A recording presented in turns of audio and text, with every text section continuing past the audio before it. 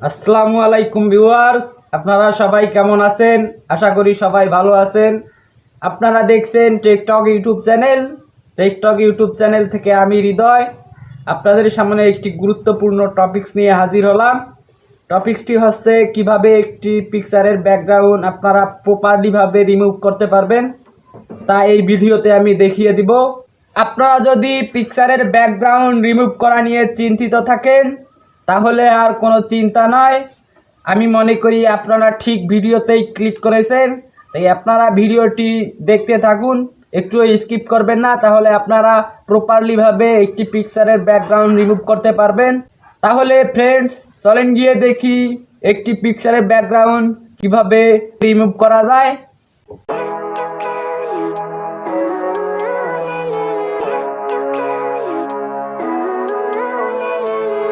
Friends, আমরা চলে এলাম মোবাইলের স্ক্রিনে। এখন চলেন গিয়ে দেখি কিভাবে একটি পিকচারের ব্যাকগ্রাউন্ড প্রপারলিভাবে রিমুভ করা যায়। তাই আপনাদেরকে প্রথমে আপনাদের ফোনের প্লে স্টোরে প্রবেশ করতে হবে।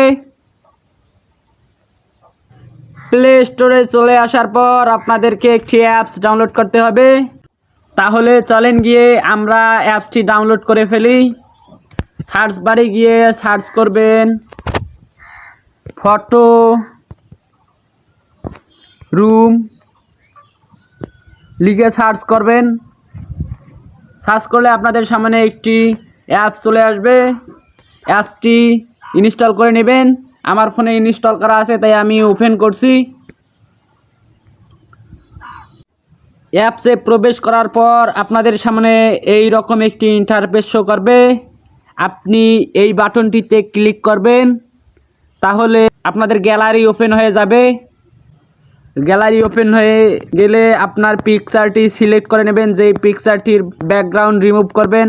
আমি আমার পিকচারটি সিলেক্ট করে নেই। ফ্রেন্ডস, আমি আমার পিকচারটি সিলেক্ট করে ফেললাম। এখন কিছুক্ষণের মধ্যেই পিকচারটি ব্যাকগ্রাউন্ড রিমুভ হবে।